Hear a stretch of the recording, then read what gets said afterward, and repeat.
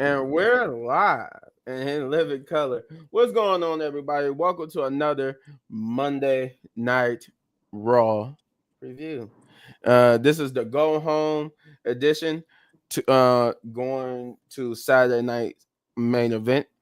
Uh, and so far, by the end of this, we got like at least 5 matches started, and we don't even know if we're gonna. Cause this is most. If you think about this, is mostly going to be a dominant Raw heavy show because Raw got majority of the matches. Raw got 3 matches going on the event while SmackDown has 2. But there could be we might get another one. Who knows? But if you stick to the Triple A's 5 format, that's what we're gonna get at Saturday night main event. But that's Saturday. You're here for Monday. So we start off with Gunther, who comes out to talk about how this Saturday Saturday night main event it will not be like how it won't go the way it went for him at Survivor Series. That he's back on his game. He's back as the dominant Gunther, and he did show it, but I will get to that in a minute. But he's back on his game. He's back as the dominant Gunther. And before he could finish, Finn Balor would come out and basically in a way, would scrutinize him for not giving him an opportunity at the World Heavyweight Championship. Instead, he chose to mess with Finn Balor by giving it to somebody who didn't deserve it. And then he said Dominic Mysterio. But he said, despite all that, he said you wouldn't be standing here as champion was it for me. But ironically, because of him, he won't be champion either. Once the Saturday Night Main Event is concluded. So he's so with that, they Gunther proceeds to berate Finn Balor for saying that he was once a great person, becoming the first ever Universal Champion, saying that he used to look up to and idolize him, but not anymore because he had lost respect for him because not because of him not be able to become champion again, but because he decided to cut corners and align himself with the Judgment Day and said and put simply, you will never be champion or beat him because you're not on his level. Um, Finn Balor would take exception to that. He would try him and Judgment Day would basically try to like get in the ring and basically about to jump him. But Damian Priest would come out and help take out majority of the Judgment Day, including Finn Balor for the most part. I think the Finn Balor part happened within the ring. Like he took everybody else. He took everybody else outside the ring, and he was beating up Finn Balor, and Finn Balor and him got into the ring, and he took Finn Balor out. But he would turn around and get taken out by Gunther himself. To which Gunther, I'm trying to remember what he, he basically beat him up. They was about to put Damian Priest through the table, but then Finn Balor and them would get involved. They would beat down both Gunther and Damian Priest with with Finn hitting Damian Priest with like 2, maybe I think it was either 2 or 3 coup de grace. It was more than one. He hit him either 2 or 3 times with a coup de grace, and to stand tall with both his tag team championship and the World Heavyweight Championship. Pretty good segment. The thing I like about it, Gunther did indeed look like he was back, like he was the strong Gunther. Like he didn't look like the Gunther going into Survivor Series or anything. He was dominant. He was feared. He was beating up everybody. He just the numbers game was too much for him. We got a comment here, huh? No regrets for me. Let's go, Wrestling Pit Podcast, baby. I'll be back next week. Okay. Thanos. Everybody. Thanos, aka aka Shane, aka Punch. We'll be looking forward to seeing you next week, Punch. So yeah, so pretty good promo. I did like how Gunther was presented here. I like how he was basically he looked like the Gunther of old. He it looked like he's finally turned this corner with this whole doubting himself thing. But otherwise, it was a pretty strong promo, pretty strong promo for them setting up their stuff. But we would have another development afterwards But before we get to that, Shay, if you with us, what did you think about this opening promo? It was pretty good. I like this Finn Balor and Finn Balor and Gunther type of deal. I wish it would have been a little bit longer because it felt like the feud wasn't that short. Within like a couple of weeks, I wanted to see more from the storyline, but we all know Damian Priest had to come out, and we all know how that worked. But it was Mhm. pretty good though. It was pretty good. But dang on Gunther with his tight shirt. Well, you got socks on this week now. He gets my nerves. No, I do know what you mean, but I think like that's why they was like having this with Finn like being built up over the weeks before we got here because of the fact that they didn't want to do they knew they was only have a short window before a Saturday night main event. So they were trying, I think that's what they were trying to do. They were trying to build this up before we got to this point, before we got to this week with Finn. That's why we've been having Finn trying to get world championship title matches before we even got to Saturday Night Main Event or Survivor Series. That matter, they were trying to build the story up beforehand because yeah, we only had like 2 weeks to go with the before Right. we had that, and we're here on the week of Saturday Night Main Event. So I see what they was trying to do. They were trying to do it earlier than the 2 weeks that was given, but I mean, it is what it is. It's going to be a good match. Especially what I gotta say next. So backstage, we get a backstage promo with the Judgment Day. They all, patting themselves on the back for what they just did, but they would get interrupted by Adam Pearce, who would inform him that after having a conversation with Gunther, especially with what was going on with Damian Priest, the match is still on. It's still going to be Gunther versus Finn Balor for the World Heavyweight Championship, but now it's a triple threat, and it will be Gunther versus Finn Balor versus Damian Priest for the World Heavyweight Championship. And then on top of that, he gave them a tag team championship match. They had to defend their titles next week against the War Raiders. So this coming Monday. Um, and then Finn Balor and them was pretty much distraught. And then I think Liv and Raquel they were trying to taunt Finn. Now already showing dissension and whatnot, because the little snide remark like, "Well, Finn, you got any advice for us for our upcoming match since we when you listen to Finn, we win." And Finn was like, "You know what? Let me get back to you on that." Because he was so distraught about what because he said that in the match with the War Raiders next week, the Judgment Day would be banned from ringside. So that's what got like everybody distraught, and that's why he was like, let me get back to you in that, sister, because right now I gotta get his mind straight." And they were like, "Well, we tried," and stuff like that. And then we will get to the first match of the night, which is the Final Testament. Well, and which I thought was gonna be like a 10-man tag. I thought the girls were gonna be involved too, but it was just an 8-man tag. So everybody minus Scarlett and Nikki Cross. But yeah, the Final Testament with Miz versus the Wyatt Six. And this was a pretty good opening match. I ain't gonna lie. I like it. I'm actually starting to get invested to Karrion Cross a little bit because this is actually finding a decent storyline he's been a part of.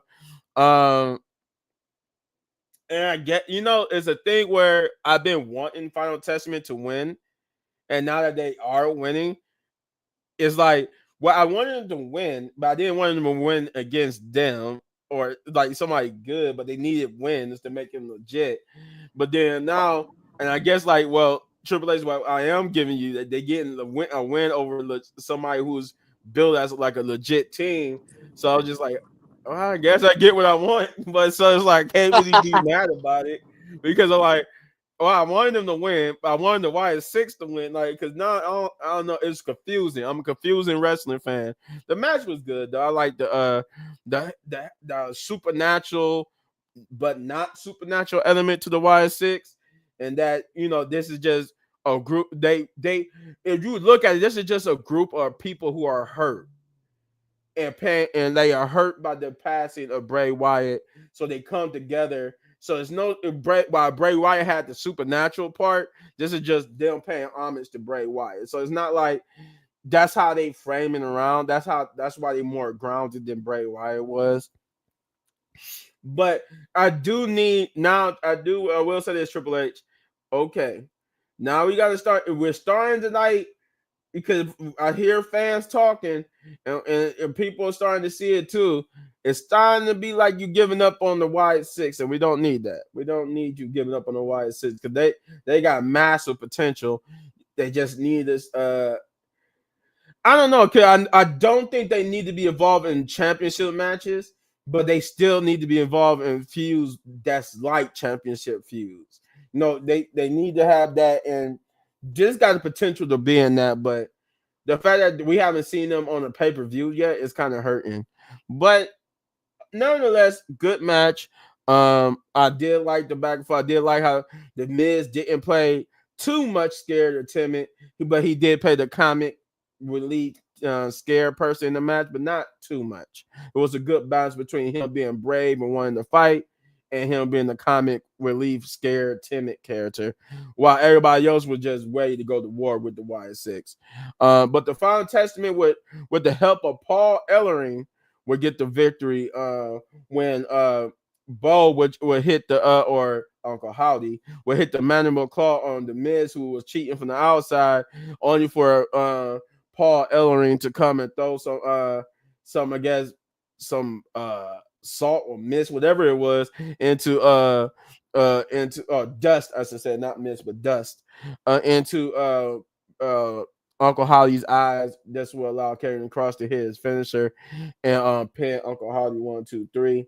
And this would be like the second victory that the Final Testament has over the Wyatt Six. And we was also told that immediately after this match, we was going to get a promo with CM Punk. But before we get to that, Shay, what did you think about this first match?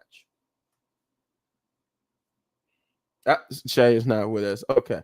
Well, we'll come back to her. We'll move on. I thought she was with us, but she had some things going on. But so we did immediately after the match, we got CM Punk. So throughout the night, let me frame this to you like this. Throughout the whole night, there will be 3 segments. There will be a segment for CM Punk, a segment for Drew McIntyre, and a segment for which you could combine with Seth and Sami Zayn, all talking about each other. So this is to be the start of that. The CM Punk was basically having an interview with I think that was Jackie Redmond. I'm starting to remember their names now, but Jackie Redmond was basically having an interview with CM Punk about the little promise that was made to him by Paul Heyman, but he said he's going to keep that to himself for right now because it's a little bit personal between him and Paul. But it wasn't like we're not going to find out sooner or later. Then we would get, but then he will switch over to, Seth Rollins. And CM Punk said that he doesn't hate Seth Rollins. He doesn't even understand this whole hatred that Seth Rollins has for him. But he said, thinking back about their history, maybe it has something to do with the fact that, Seth Rollins came to him at a young age for him to train him for free, no less, to train him, take him on his ring. And then that, despite him saying no, Seth Rollins made it to WWE. He made something himself. He became a big superstar.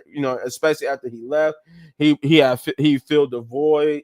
He admitted that Seth Rollins did fill the void that he left when he left the company, but that now that he's back, he attribute the hatred to him being like the second best player on the team, and that now that he's back, they putting him back on the bench and sitting him down, and now putting CM Punk back into the game. So he's saying maybe that's what's wrong with Seth Rollins and why Seth Rollins hate him. And then we will get a retort from Seth Rollins later on that night. Let's see. Then we get to the second match of the night, which is Dakota Kai versus Liv Morgan. And this was a pretty good match for Dakota Kai. She looked as strong. She looked like a possible challenger if she doesn't come out the victor in this whole United States Championship. She made a case for a match against Liv Morgan, though it's Hmm. I'll get to it in a minute. It's something about it's this Liv Morgan and Rhea thing that's getting on my nerves, and it kind of shows itself here. But the reason why I say this is because throughout the match is good. I'm not saying this. There's nothing about the match. The match itself was good. I enjoyed it. I like that Dakota Kai got to be a little bit dominant here. That did kind of add the Pure Fusion Collective to the mix. There will come Zoe Stark. They were just Zoe Stark, Shayna, and Sonya Deville will come to ringside and kind of be like that distraction. And so while Dakota was trying to beat Liv, she had to keep in the back of her mind, oh, I got Pure Fusion Collective behind me. So with that distraction kind of played a factor into it. She actually she kept them at bay, but the fact that they kept getting involved was the distraction, which eventually, at first, Liv was going to hit the Oblivion, but she got Dakota reversed it. But the distraction would cause too much, and the second time Liv went for it, she would actually hit it and beat Dakota Kai, and then Dakota Kai would get jumped by Pure Fusion Collective, which which then Io Sky and Kyrie came out to even the odds, but then Liv Morgan would get involved to attack Io. That was the good part. The bad part about it was this was the start of something that would lead into what happens in the main event, and you will understand what I mean when I get to what the main event is. But this is the start of what pissed me off. When the hint to go into this, the little brief is that this was good. This was intimate. This was good. This was about Liv and Io. But in the same night, this was about Liv and Io building up whatever time they got to build up this rivalry for this Saturday for Saturday Night Main Event, to build this up, and yet we undo it later on. Let's see. Then we got Drew McIntyre's promo. Drew McIntyre. Oh yeah, but like I said, Liv Morgan get the victory here. Then we got Drew McIntyre's promo where he was talking about how he could have came back, even though he after the injury he suffered at Hell in a Cell. He could have came back to show how strong he is, but he decided to take time away to go home to Scotland because his family needed him in Scotland. And while he was there, he had time to reflect on everything, how CM Punk screwed him over, and he was beginning to have doubts. He was beginning to believe that maybe he was wrong this whole time. Maybe people can change. Maybe Jay could change. Maybe CM Punk could change. Maybe even Roman could change. He was starting to think all this type of stuff, right? Well, no, not Roman, but CM Punk and Jay.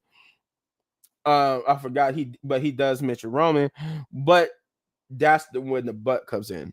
He was saying then he saw Survivor Series when he saw CM Punk, Sami Zayn, Jay Uso, Jimmy Uso teaming up with Roman Reigns and giving almost looked like a revitalization of the rise and a new rise to power for Roman Reigns.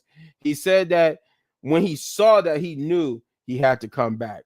So he in this interview he confirms that not only did he attack Jay Uso, he admits that he's the one who attacked Jay Uso and he attacked Sammy, but he tells you why he did it. And he said that he couldn't allow Roman to come to power, and he couldn't allow people like Sami Zayn and them to help him. They and he kind of see them like they confirmed that he was right, and I guess he tried to say they hypocrites because they hated Roman, but now they teaming up with him and buddy with him, and now almost like they trying to re-rise him back to power. So he has to he's doing his civic duty and taking out Sammy and Jay. So that's why he's back, and that's why he did what he did last week. Then we get Cody Rhodes an impromptu. Well, I want to not say impromptu, but a Cody Rhodes promo where Cody is basically talking with Adam Pearce. You know, the whole trade thing. We get another piece of the pie. Cody, I thought it would be a lot more, but it was only Cody. Cody was the only person, unless I missed it, unless I missed something, because I did miss, like, on Friday, I missed like Dominic Mysterio being talked to by Adam Pearce. So maybe I missed something, but only Cody Rhodes, the only SmackDown superstar that I seen on Raw for this trade window thing. Which, if you're going by rumors, gives credit. It gives a little credit to the rumors that Cody might be coming to Raw. So will Roman. But like I said, maybe I missed some stuff from other people from backstage segments. But yeah, he was the only person I seen. But he coming out the office and he runs into the New Day, and he talks to the New Day, telling them how, they known each other. He known them for a long time. Even Xavier was even longer because they went to school together. But he tells Xavier that they should be ashamed themselves for what they did to Big E last week, with Xavier and Kofi just looking at him and scoffing him off, like, yeah, that's rich coming from this guy because he was such a good guy in high school and stuff like that. And then we get to the Seth Rollins promo. Seth Rollins promo is that he comes out and talks about how, as his retort to what CM Punk said, that at least for the first part of it is true. Yeah, yes, he did go up to he did ask Punk to train him. He did ask Punk, this and that and the third. He did look up the Punk. He looked up the Punk, but he said the part that Punk leaves out that is the true reason why he doesn't like him, or he hates him, is that when CM Punk left the company, he it's the same old story with Seth, but he asked that when CM Punk left the company, he called CM Punk. He reveals that a lot of people called CM Punk. A lot of people call him and ask him, not ask him, but call him to give them their support, to give them the lend their ear, whatever. And they all got ghosted by CM Punk. Seth Rollins said that he was ghosted. A lot of people was ghosted who were so-called friends with CM Punk, and he got absolutely nothing here, nothing from him. And then on top of that, once CM Punk was gone from the company, that's when we get back to the other part that we already knew, where Seth Rollins said that he basically trashed the company and tried to tear the company down. No matter where platform he was on, no matter where he was, it was just bad. He was just spewing vitriol after vitriol after vitriol about WWE, trying to trash him, trying to tear him down. And it wants to get how he was saying this is like their livelihood. So that's why he hates CM Punk, because CM Punk got ghosted. I mean, CM Punk ghosted Seth Rollins and other people, and then turn back and try to bash the company. In the middle of this explanation, he would get interrupted by Sami Zayn, who will come out to apologize to Seth Rollins, because obviously it was Seth Rollins who attacked Jay, because we just got Drew admitting to it. So he was like, he wanted to apologize for that, but Seth was like, he said thank you, but at the same time, as soon as something happened, I was the first person that came to mind, and he wanted to know why. And he said, Sammy said the reason why he couldn't think of nobody else before Seth, why Seth was the first person to think of, because he said he wasn't talking like the normal Seth Rollins. He said he was talking like Drew McIntyre, like how Drew was obsessed with CM Punk. Sammy said that's what he saw in Seth Rollins. He saw Drew McIntyre in Seth Rollins. How this hatred with CM Punk, they was talking like the same thing, and he was like, I am not Drew McIntyre. He said, no, you're not Drew McIntyre, but you wasn't acting like yourself. You was saying some similar stuff to Drew. You was acting like Drew, but obviously this feud, this rivalry, whatever this hatred of CM Punk, it's worse than I thought. It goes deeper than I thought. So I apologize for getting involved. Maybe I shouldn't have got involved last week, but for now on, however you need to deal with this feud, this rivalry, You could do it. I won't get involved no more. But deal with it how you see fit. And he was basically like, well, and he was like, thank you. That's all I wanted. So then, Sammy asked, were they good? They said, yeah. And then Seth Rollins said, yeah, we're good. But not, I'm gonna go deal with CM Punk, but you got it seem like you got to deal with Drew McIntyre. And then Sammy would cut the promo about Drew, saying that he said we're not going to waste time. I don't want to hear no more. You're right, you're wrong, or whatever. You're justified in doing this, you're justified in doing that. We're going to end this as quickly as it started, and said that at Saturday Night Main Event, it will be him versus Drew McIntyre. So that was the match added. I think with that, yeah, with already the pre-existing matches, when that match was added, that made 5 matches. That's how we got to our 5 matches for. So as it currently stands, because we haven't got to Friday yet. At Saturday Night Main Event is going to be Sammy versus Drew, Gunther versus uh Finn Balor and Damian Priest, KO versus Cody Rhodes. Um, we got Liv Morgan versus EO for the women's world heavyweight championship, world championship, women's world title championship, whatever they want to call it. And we got the women's United States finals where we will crown the first ever women's United States champion. So that's 5 matches. So unless Nia Jax is going to be wrestling on the show, we stick it to Triple H's 5 format. That's what we're gonna get.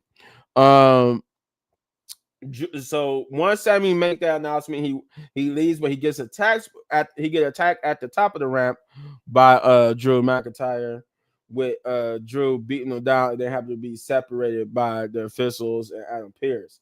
This was a good promo by all involved. It was deep. It had multi layers. This was all, like I said, this was set up from the CM Punk. CM Punk was like the kickoff point, and everybody just had their response or their views, and everybody's involved. This wasn't just about CM Punk. This is about Sammy. This is about Drew. This is about Seth Rollins. All of them is involved in the same feud, and it was actually okay. And that's what I liked about this promo, because everybody, when CM Punk was the only person who didn't mention like Drew McIntyre or Sami Zayn, but Sami Zayn, Drew, and Seth mentioned everybody, and it was pretty good. And that's what I liked about this. It was multi-layered. It was a good segment. It was a good promo, and it made me hype for Seth versus CM Punk, whatever we get it. And it made me hype for Drew versus Sammy, because Drew is doing his best work as a heel, who thinks he's like this righteous martyr protector, trying to protect everybody from people like Roman Reigns and CM Punk. So yeah. Then we'll get the next match in the Intercontinental Women's Championship tournament, which is the third match, by the way. Zelina Vega versus Ivy Nile versus Lyra Valkyria. Um, and this was a good one. I do like that Ivy Niles got some good offense in. They made her look strong, but this is, you could tell they was angling for Lyra to look the strongest in this match. But Zelina wasn't bad either. Like I would say the person who got the least offense in was Ivy, but they did make her look strong at certain points. So there was that they did kind of build her up, but they mostly focused on Zelina and Lyra as the most offensive dominant people, with Lyra being first and then Zelina. But the match was good. I like it. I would have preferred Zelina or Ivy winning. Actually, you know what? I take that back. All 3 women as it currently stands are mid card people. So I take it back. I was okay with any one of these women winning. I was okay with either Lyra, Zelina, or Ivy winning. But I was more heavy towards Zelina and Ivy. But I didn't mind that Lyra won as well, but I would have preferred that Ivy and or Ivy or Zelina had won this match. But we'll see. They're probably gonna win down the line anyway. So but the match was pretty good. It was well paced. It was fought well. Nobody botched anything. Ivy is obviously getting better because she had some botches early on, but she's got better now. Now there's no, I didn't see no botch from any one of them. At least I didn't notice one. Um, but the match was good. I enjoyed it, and Lyra Valkyria got the win. So she joins Dakota Kai, and we just got to have two more matches to see who Dakota Kai and Lyra will be facing to see who goes on to the finals. Uh, I will stop and see if Shay is back with us. You back with me, Shay? Nope. Shay is still not back with me. All right. Um, Then we will move on to a New Day backstage promo where they're interviewed by I think it's Jackie Redmond again.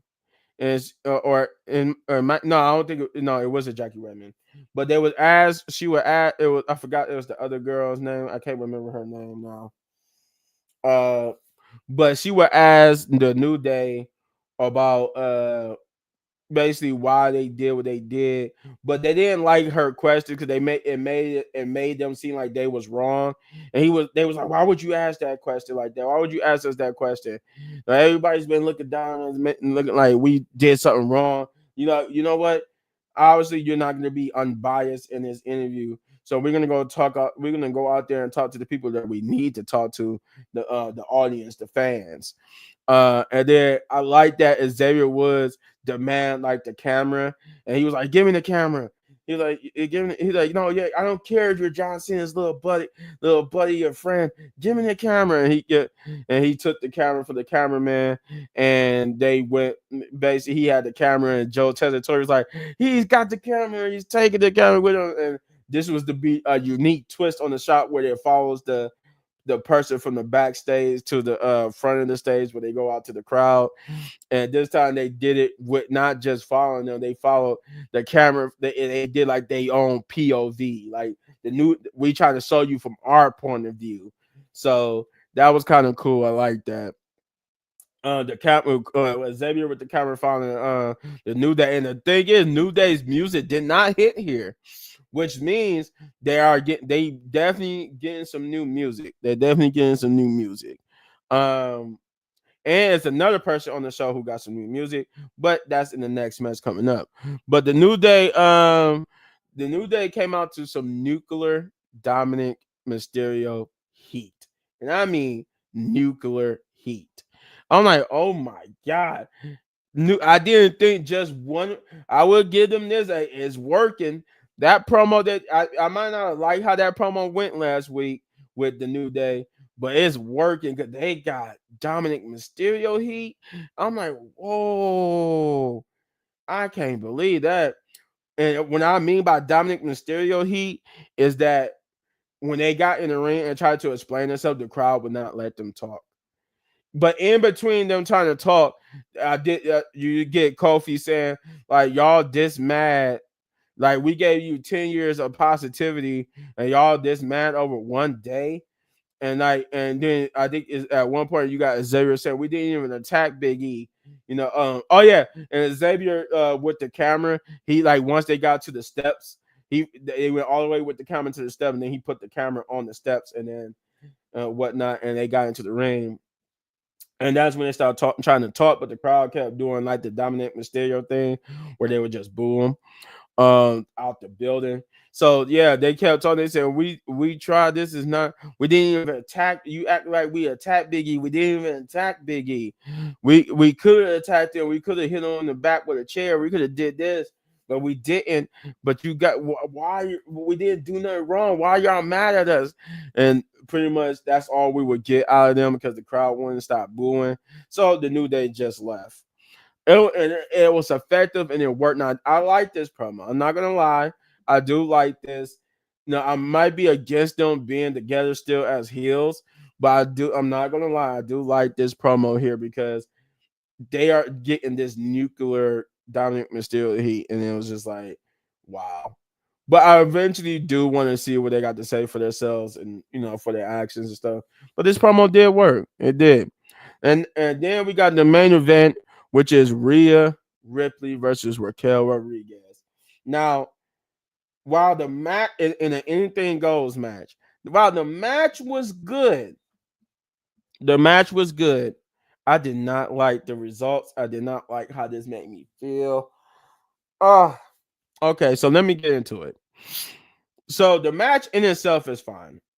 Because this not impacting the match as an anything goes match. This was fine. They fought with weapons. They fought in the ring, outside the ring. It was pretty much an anything goes match. That was the good part. All right, I'm fine with that. What I'm not fine with is that Rhea is still overshadowing Io. So now, you remember what I said earlier? How when Liv Morgan in the Dakota Kai match, where it was intimate and felt like we was focusing only on Liv and Io Sky. This main event undoes all of that. And the way it does it is when Liv Morgan would get involved, they try to help Raquel beat Rhea. And she should have. Now I'm going ahead and say this. Yeah, Rhea Ripley won a match. That's another thing that was wrong with this match. Rhea Ripley should have not won this match because there was too many with all the interferences that the Judgment Day does. You mean to tell me that Liv Morgan hitting the Oblivion did not help Rhea and then did not help Raquel get the victory? Nothing that the interference did do nothing to help Raquel get the victory. Instead, they just set up for Rhea to get in the victory. They protect Rhea way too much, and she doesn't need protecting. Rhea does not need protecting because Rhea is already a star. She's already a superstar, megastar. She got fan, it's good. She's at the point where she could lose and it won't hurt her. And yet they would not, Triple H would not let her lose. Triple H, do not make that mistake. Please do not make that mistake. Do not make that mistake of protecting people so much that it hurts the story. Because right now you're hurting the story between Liv and Io because you're basically keep positioning. You want to. This is what makes me concerned that Triple H is going to take the title off of Liv Morgan soon and put it back on Rhea. Now, the only way I would agree with Liv Morgan losing to Rhea now is if she wins the Royal Rumble and beats Rhea at WrestleMania. One of those two things have to happen. Either Liv keeps the title to WrestleMania and lose to Rhea, or beat Rhea, or Rhea beats her now. Liv wins the Royal Rumble and gets her rematch at WrestleMania and beats Rhea to finally end this feud. This feud between Liv and Rhea needs to end. And the reason why I say this disservice to Io because when Io came out and tried to even the odds to get her payback, I forgot I forgot to mention too when Io came out to help Dakota Kai earlier, she would get a hit with an Oblivion by Liv Morgan, and then Io came out to get her revenge. They basically would take out Raquel. Raquel would get beaten by getting the rip tied through a table. And then they Liv and then would try to attack, but then Io came out to even up the odds and get rid of Liv and Raquel. And the match and the show ends with with Rhea and Io holding the title, saying that they both coming for the title. Or that, and even though Rhea has mentioned too that if Io beats Liv, then she's coming at the Io for the title. She wants her title back. She don't care if she had to get it from Liv or Io. And this ending shows that while I like that they trying to put Io over, I don't like that they making Rhea. They putting Rhea in this. Rhea's factor into this is overshadowing Io. And this whole match undid the whole thing they tried to do earlier with Io and Liv by having Rhea being like this overlooming. And then they keep mentioning, even Joe Tessitore, the commentators, they mention how Rhea is Liv's main rival. No, Liv's main rival should be Io because that's the one challenging her for the title. How the person challenge you for the title is not your main rival, but Rhea is the main rival. Rhea has lost her opportunities twice now um to get the title back. So why does she keep getting these opportunities? Why do we want to put her like this match that she was having with Raquel? That needs to be Rhea's feud. She needs to be feuding with Raquel, and then maybe trying to get back into the title picture using the Royal Rumble. Yet we don't get that here. So I don't know. Um, I definitely know that EO is not winning at Saturday Night Main Event. She's going to be unless they pull out a swerve. Liv is not beating. I mean, EO is not beating Liv. I don't see her doing that because of how they treating Rhea. And I'm guessing at Royal Rumble, Rhea will face Liv. Somebody got to face Liv at the Royal Rumble. So I don't know. We'll see how things go. But yeah, that's how the show ends with Rhea and EO standing tall, holding the World Heavyweight Championship, basically giving each other that look like, yeah, I'm coming out. Where Rhea said, yeah, I'm coming after this title. And she said, you could come after, but I'm first. They're giving her that type of look. Um, I don't think Shay is still with it. Is not with us yet. Yeah, she's not with us. But yeah, I'm gonna go ahead and give my rating. This was going to be. I'm going to say this was going to be an 8 out of 10. This was, but I'm lowering it to like a 7 because everything was fine.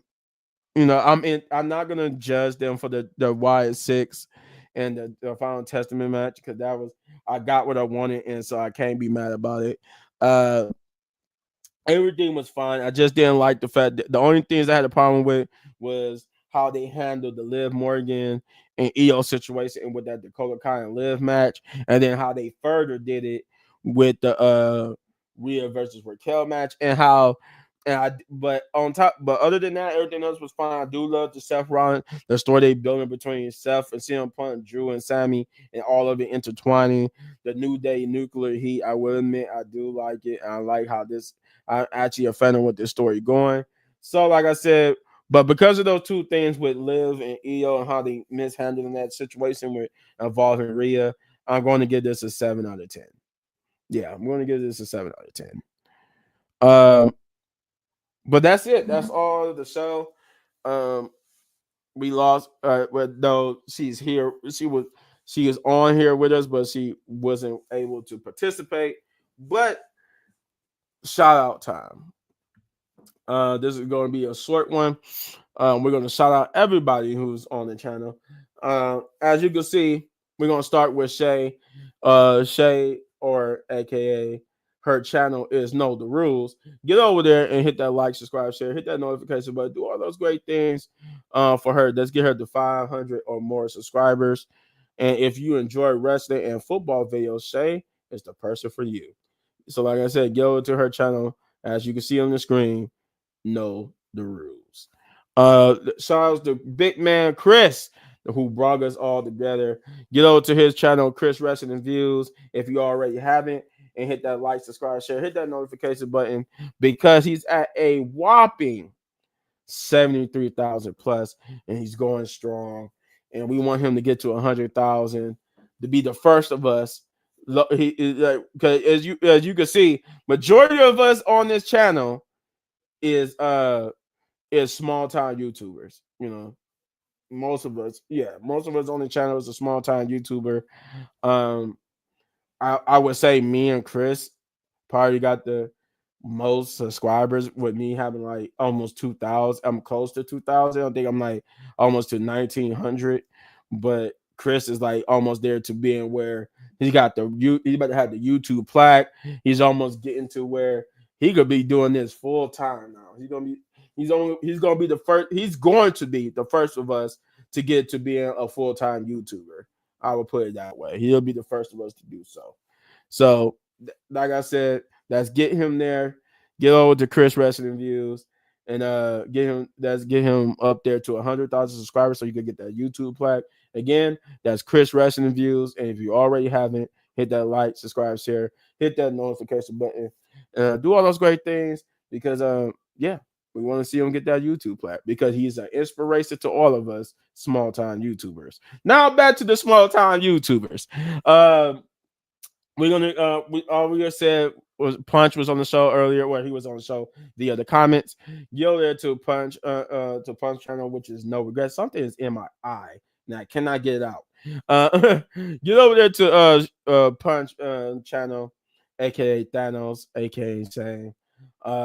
No regrets, and hit that like, subscribe, share, hit that notification button, do all those great things. Another small time YouTuber trying to make it big like our big brother Khris, who is our little brother. He's our big brother because he's the most successful channel of the group, but he's little brother because he's the youngest. But but yeah, get over to Shane's channel, which is No Regrets, and hit that like, subscribe, share, hit that notification button because we're trying to get him to 500 or more subscribers. And if you like wrestling and you like music, he's the guy for you. Kicking it with Leo. Get over to his channel. Hit that like, subscribe, share, hit that notification button. We want to get him to 500 or more subscribers as he does wrestling videos as well. But again, his channel is Kicking It with Leo. We want to, like I said, we want to get him up there too. Let's see who else. Jeff. We can't remember Jeff Dog Gaming. Get over there to Jeff Dog Gaming. And we want to get him because we're gonna have a Royal Rumble match or a War Games match with YouTube over why they keep taking his channel. But go there and hit that like, subscribe, share, hit that notification, but do all those great things because we want to get him to 500 subscribers or more too. Let's see. Shouts out to the main man Hector. We want to get him over. We want to shout out to him. He will be on the channel again soon. Everybody got life, so everybody got life happens. Things happen, so but he will be back soon, just like Khris will be back soon. And then there's me. Oh, hey. Little Big Man Gaming, another small YouTuber. Like I said, we small time YouTuber. We want to get me to 10,000 or more subscribers because hey, I want to be a big time YouTuber one day too. I'm trying to be like Khris. I want to get up there to 100,000 one day, but gotta start small, right? So get over to my channel, Little Bit Man Gaming, and hit that like, subscribe, share, hit that notification button, do all those great things because I'm trying to get to 10,000 or more subscribers, and it will be a reward for one of you guys. But if you like wrestling videos on top of movie reviews, TV show reviews, reactions. Speaking of reactions, I'm going to be having some uploaded here in a few, and all the such. Then my channel is the place for you. Again, that's a Little Bit Man Gaming. Get over there, hit that like, subscribe, share, hit that notification button, like I said before. And before we go, like we said, shouts out to the main channel, which is Wrestling Pit Podcast. Go there and hit that like, subscribe, share, hit that notification button, do all those great things as well because this is the channel that is bringing you this video. The Wrestling Pit Podcast. We want to get to 500 or more subscribers because when we reach the 500 mark, there will be a reward for one lucky pit member. Just like I have a reward for my channel members, this channel got a reward too. So again, hit that like, subscribe, share, hit that notification button, do all that great stuff. But yeah, that's it. Love you guys. Enjoy the rest of your Tuesday. It's almost time for NXT. So I'm going to go watch NXT, and we will be back Saturday for the SmackDown review, and then Sunday for the review of Saturday Night Main Event. So with that being said, love you guys. If we do a video Thursday, we might do a video Thursday, but like I said, we're definitely doing a video Saturday, and we're definitely doing a video Sunday. Saturday would be the SmackDown review, and then Sunday would be the review for Saturday Night Main Event. So with that being said, Wrestling Pit Podcast, baby. We love you guys. We out.